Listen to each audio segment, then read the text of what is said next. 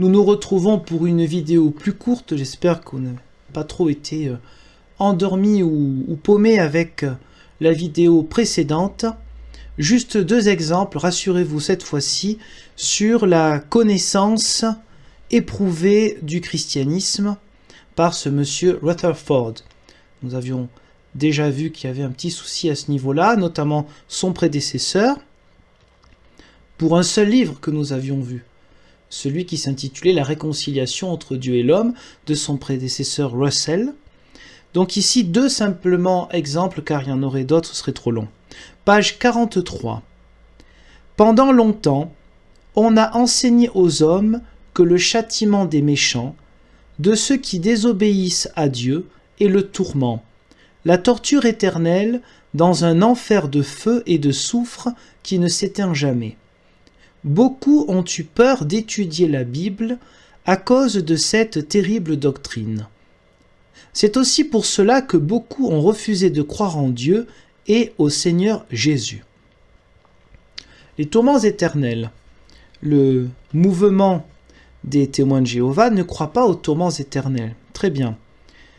Par contre, il y a cette histoire de la fin des temps et au niveau de la peur, ce serait intéressant, si ce n'est comique, de regarder déjà en 1921, et on ne parle pas pour aujourd'hui, la question de ceux qui font peur dans leur doctrine et de ceux qui ne font pas peur, qui à mon avis est un critère fondamental pour déterminer une différence entre des églises et des sectes. Donc oui, dans le christianisme, il y a eu des moments, effectivement, pendant longtemps, où il y avait la question de la peur des châtiments des méchants. Mais ce n'est pas ça qui a interdit aux gens d'étudier la Bible, qui les a arrêtés. C'est parce que la Bible n'était pas en libre accès. Pour des raisons un peu de pouvoir, de domination, mais pas forcément. Aussi pour des raisons tout simplement de finances, car ça coûtait cher de payer d'abord des copistes, n'est-ce pas? Le catéchisme était plutôt, comme on disait dans les cathédrales, avec les vitraux. Un catéchisme vivant, un catéchisme en images. Ce n'est pas que de l'horrible obscurantisme pendant les 18 siècles précédents, c'est pas vrai. Et puis, ce monsieur n'est pas au courant de l'existence du protestantisme. Ce qui est un peu embêtant quand même quand on habite aux États-Unis d'Amérique, et d'autant plus en 1921. C'est quand même étonnant. La quasi-totalité des chrétiens qui l'entourent, mais qui sont des trinitaires, qui sont des gens qui ne sont ni humbles, des chrétiens qui ne sont pas humbles, qui ne sont pas fidèles notamment, eh bien, voilà, il ne les connaît pas. C'est un peu embêtant quand même. Un autre exemple, et ce sera le dernier pour cette vidéo, qui m'amènera aussi à dire des choses un peu plus profondes que le ton que j'utilise souvent, mais comme on dit, des fois, si c'est pas pour rire, ce serait pour pleurer, donc autant rire. Même si c'est un rire qui n'est pas le meilleur. Page 198-199. Le temps de la seconde apparition du Seigneur est d'une grande importance pour tous. Depuis le temps des apôtres, les chrétiens ont veillé pour relever quelques signes de sa présence et se sont demandé quand le Seigneur paraîtra-t-il. Alors, ça pareil, encore ça fait partie de ces formes de totalitarisme de la pensée. Non, pendant 1800 ans, les chrétiens ont eu autre chose à faire que de penser tout le temps à détecter des signes du retour du Seigneur. On en parle dans les Écritures, évidemment, ça fait partie des sujets, on en parle dans les lettres, mais ce n'est pas du tout le cœur de la foi des chrétiens, ça fait partie de la foi des chrétiens, mais de relever quelques signes, des signes, eh bien, on peut en trouver quand on veut. Donc non, ça c'est je prends mes désirs, je prends ma propre obsession, car c'est le terme, pour l'obsession de tous les autres. Sauf que tous les autres, c'était des mauvais trinitaires, n'oubliez pas. Enfin, pléonasme pour eux. Ce sont des gens qui sont dans les ténèbres, donc c'est un peu s'associer aux autres. Bon, passons. Quand le Seigneur paraîtra-t-il? Je reprends, donc maintenant nous sommes à la page 199 de ce livre, La harpe de Dieu, preuve concluante que des millions de personnes actuellement vivantes ne mourront jamais, écrit en 1921. Je reprends.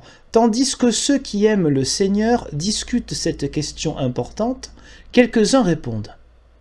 Le Seigneur peut venir à n'importe quel moment, il peut venir cette nuit. Ceux qui parlent ainsi attendent l'apparition du Seigneur dans un corps visible. Donc apparemment, ils ont tort, contrairement à ceux qui aiment le Seigneur. Pas besoin de vous faire un dessin, ceux qui aiment le Seigneur, ce sont eux, pas ni vous, ni moi, ni nos lointains ancêtres de 1921. D'autres, ne désirant pas sa venue, parce qu'elle contrarierait leurs plans égoïstes, disent « Il ne viendra pas de mon vivant, il ne viendra pas avant 50 000 ans ou plus, nous n'avons donc aucune raison de nous en occuper. » Qui sont ces gens? Qui sont ces autres? Est-ce qu'il peut y avoir des citations, des exemples, des articles, des extraits de livres? Non, on ne sait jamais, il faut écouter ce monsieur. Et leurs plans égoïstes? Bon. Qu'est-ce que leurs plans égoïstes? D'autres encore qui craignent sa venue et qui ne la désirent pas. Répète. Personne n'en peut savoir le moment, même approximativement. Pourquoi donc passer notre temps à discuter là-dessus? Fin de citation. Donc c'est une forme de typologie où dans tous les cas, eh bien, ceux qui ne pensent pas comme ce monsieur et ces étudiants de la Bible, dont il n'y a aucun nom qui revient, on ne sait pas qu'est-ce qu'ils lui ont apporté à lui, est-ce qu'il y a eu un partage? En tout cas, il n'y a pas de reconnaissance visible de la part de ce monsieur envers ces étudiants de la Bible.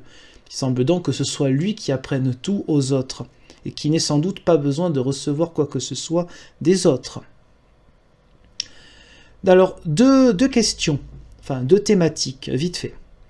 La première, donc, c'est que, comme on l'a vu un peu dans la vidéo très longue d'avant, il n'y a pas du tout de rappel des gens qui étudient la Bible dans l'unique but de trouver la date, ou l'unique, ou le but prioritaire, de trouver la date du retour du Christ.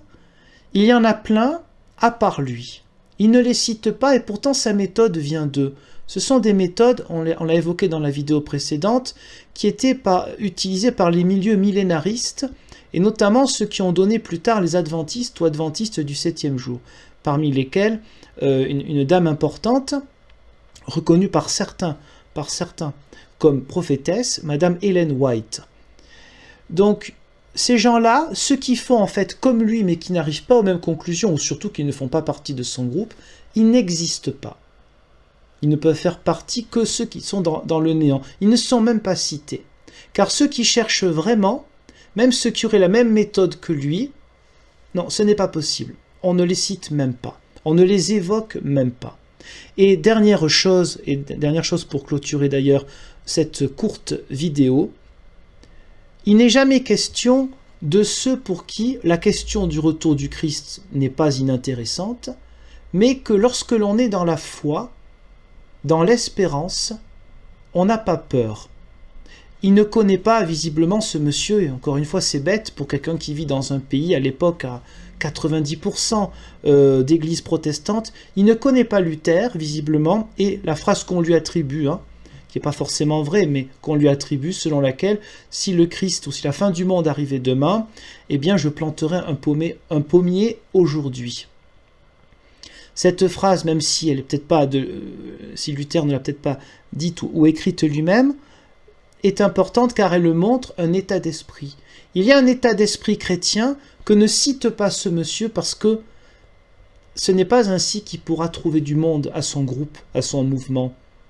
Il y a des gens pour qui le retour du Christ fait partie de la foi chrétienne, mais qui n'ont pas peur, qui sont dans la confiance parce que l'image que nous avons du Christ, et déjà des chrétiens de l'époque, pas que d'aujourd'hui, des chrétiens d'il y a 100 ans, n'est pas forcément une image affreuse. Voilà. Même si à l'époque, il y avait évidemment les églises, les enseignements des pasteurs, des prêtres, étaient plus sévères qu'aujourd'hui. Ça ne devait pas être marrant tous les jours, au niveau de la catéchèse et de bien des choses, il faut le dire. Mais par rapport au retour du Christ, on ne passait pas son temps à faire peur aux gens sur « alors, est-ce que tu es prêt chaque jour ?» Voilà. Il y a un équilibre à trouver, ça fait partie de la foi chrétienne, mais la typologie, dans sa typologie à ce monsieur, visiblement, je tiens à ce mot, la quiétude, l'espérance, être apaisé par la foi, et donc ne pas avoir peur, c'est quelque chose qui est visiblement hors sujet dans la méthode de faire pour convaincre les gens. Dans sa méthode, ce n'est pas possible, il n'est pas possible de ne pas être dans l'obsession de la fin du monde. Je vous laisse sur cette petite conclusion.